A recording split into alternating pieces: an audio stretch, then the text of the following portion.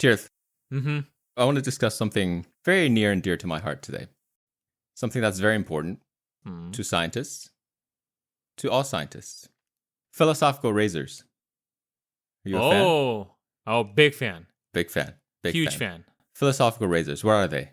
Well, I don't know the formal definition, but the way I've always understood them is that it's like a statement or a phrase that's like a general rule of thumb, what they call a heuristic. Yeah, exactly. I think that is basically the definition. There are these general, like you said, general rules of thumbs that we scientists, and really everybody should use. Yeah, even in their day-to-day life, it's applicable. Yeah, to rule out unlikely explanations for things. Right. So say you have a question like, why does the apple fall from the tree, right? Uh-huh. Why are cats so mean, right? Yeah. How come Tirth's beard never grow? These are questions, right? And each of these questions have a near infinite number of possible answers, possible explanations. And the razors, what they do is they help shave off the unlikely answers, which is why they're called razors. Right. So as scientists, we get to only focus on the most likely ones. So they're very, very helpful, and we use them all the time. And by the way, I use a literal razor in my beard, so that's why. Okay, let's extend the explanation and analogy. I see. You're saying that's one of the likely explanations. No, that is the only explanation in this situation. No, please, let's be scientific about this. This is your hypothesis. This is one possible explanation. We don't have evidence. Fair. It's a more likely explanation. How about that? Most likely explanation. One of. Anyways, we're talking about philosophical razors. Right. So there are many of them. Mm-hmm. I picked out a few that I wanted to discuss today. Okay. Again, because these are things that scientists all use. That's the whole reason. There aren't any ulterior motives for this segment. So the first philosophical razor I want to discuss is called Newton's Flaming Laser Sword. By the way, what are the sources? Can you reveal the sources where you found these razors? Legitimate sources, all of them. Philosophical Monthly, it's a good magazine. Great. Subscribe to it. Wikipedia, very legitimate. Yep. ESPN Plus. Oh, yeah, the plus makes it more legit. Yeah, exactly. So the first razor, Newton's Flaming Laser Sword. I want you to fill in the blank, okay? I'm going to read it to you. I want you to fill in the blank. Go ahead. If something cannot be settled by experiment or observation, then it is blank. Not worthy of discussion or debate. Yeah, that's correct. That's correct. This is a very fundamental razor to science. Basically, it hits on and encapsulates the scientific principle of empiricism. Scientific discussions should be based on things that can be proven by evidence. Mm-hmm. Let me just give you an example. Go ahead. Tirth, let's say the question is just, out of thin air. Does Tirth have a fiance? This is it's a scientific question. And the claim, I think, is yes. Is that right? Definitely. It's not just a claim. It's been proven without a reasonable doubt. The claim is yes. This is, again, this is a hypothesis, right? Yeah. Yes, Tirth has a fiance. Yeah. Now, I haven't seen any evidence supporting this hypothesis, which doesn't mean there aren't any.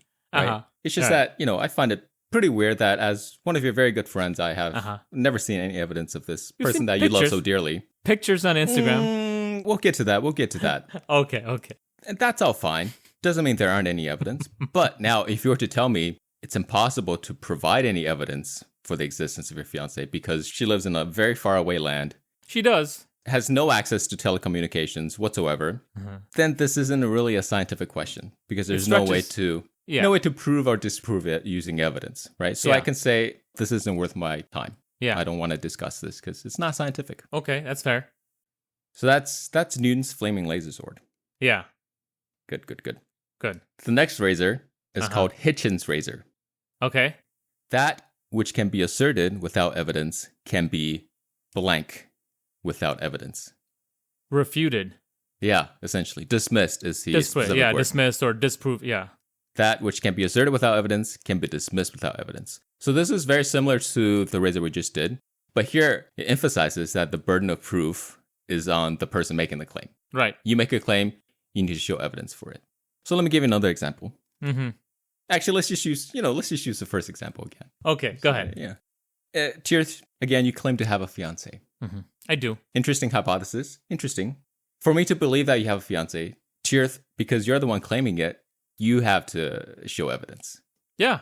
And it's on Instagram. Otherwise, I don't have to believe you. I don't need to show evidence disproving that you have a fiance. Mm-hmm. The burden of proof is not on me.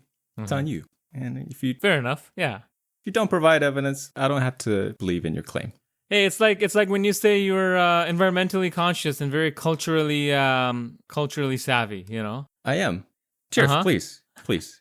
I have a lot of evidence. I'm very cultured. I drink matcha. Sure. Sometimes I'll wear a V-neck T-shirt. Wow.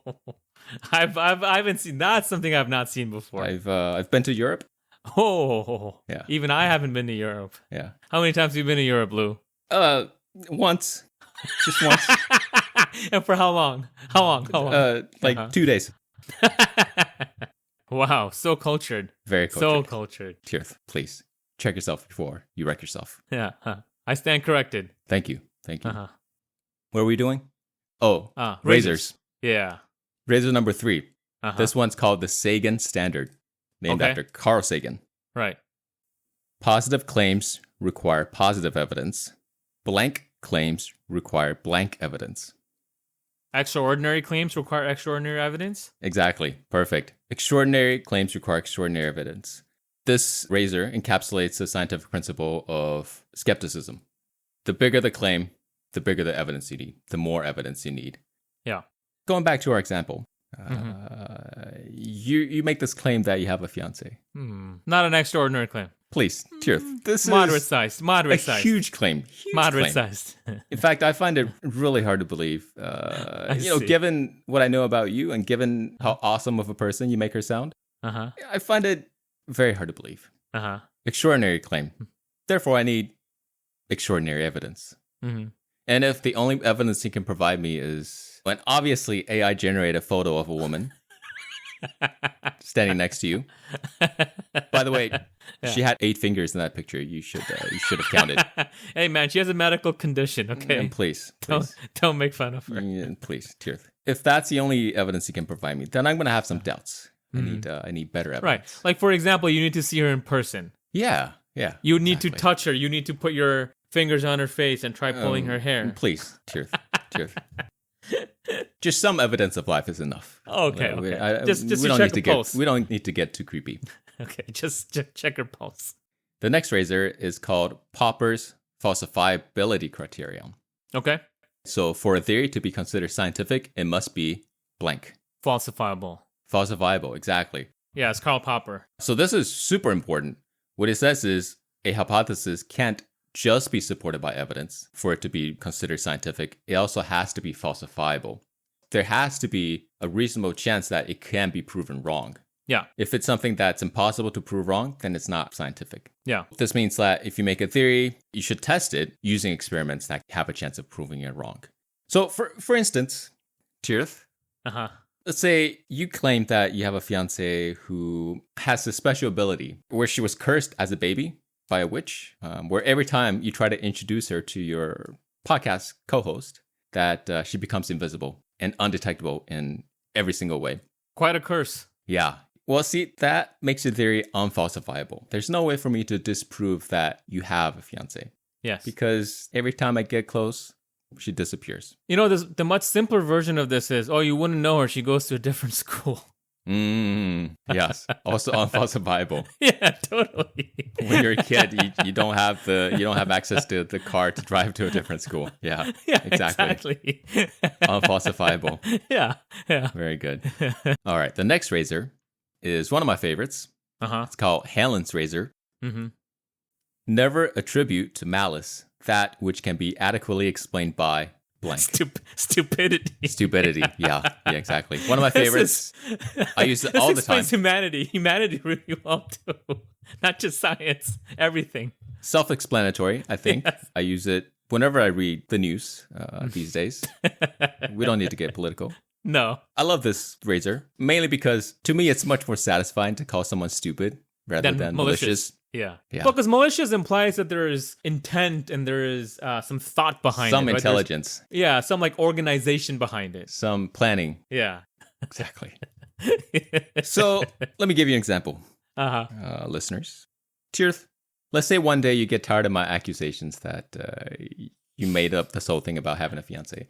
And you're like, okay, Lou, fine. Me and my fiance are going to fly up to the bay and visit you and prove to you that she exists.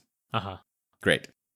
Of course, I go and pick you guys up from the airport because, I'm a nice guy. I'd be driving my electric car. And what I find when I get to the airport is you by yourself. And you say, oh, man, I completely forgot to bring my fiance. I just forgot about the whole thing.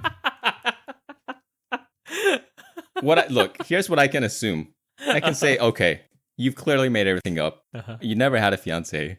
This is just further proof of that. But what I actually should say is, I'm just dumb. And I actually forgot. Okay, I believe this. You're dumb enough to make this mistake. That's okay. Yeah. There's a lot more charitable interpretation. That's Hanlon's razor. One of my favorites. Very useful. Very useful. Not something you use in science necessarily, but as a scientist, you interact with other scientists. And other non-science people too. Yeah, all sorts of other people. Yeah. All right. The last razor I want to talk about is probably everybody's favorite razor, and it's a high-level razor. So I think often it gets discounted, and for that reason, I think it's the most important razor because people tend to forget about it. Occam's razor. Explanations that require fewer unjustified assumptions are more likely to be blank. Correct. Yes. So this encapsulates the principle of parsimony, which is, in my opinion, one of the best principles underlying the scientific method. It means that simpler explanations, those requiring fewer assumptions, are more likely to be correct, just by chance. Because assumptions are not based on evidence, so they're more likely to be false. So a theory or hypothesis based on assumptions is itself likely to be false as well. They also make an ASS out of you and me. Yes. Yes, they do. So, example.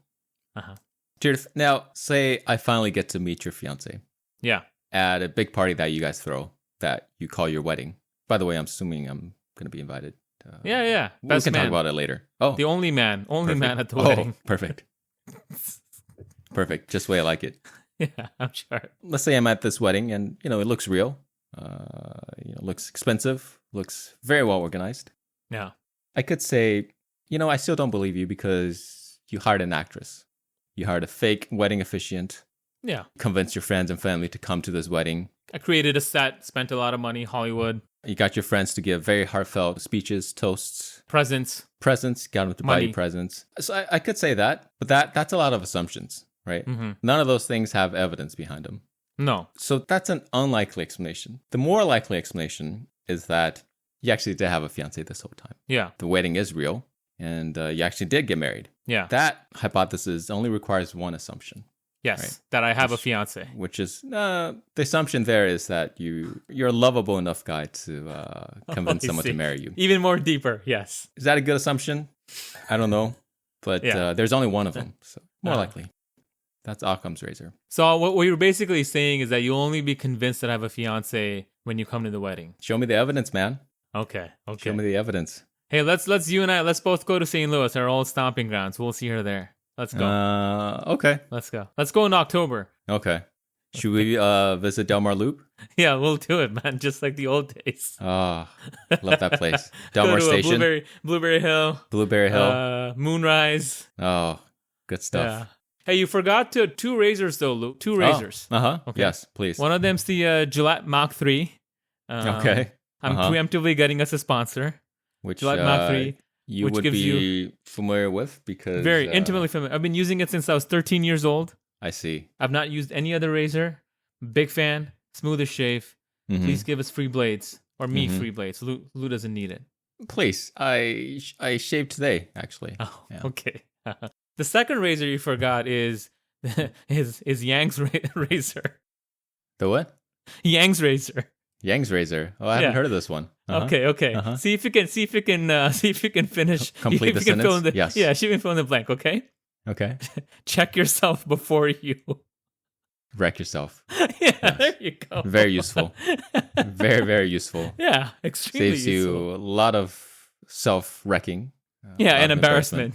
Yeah.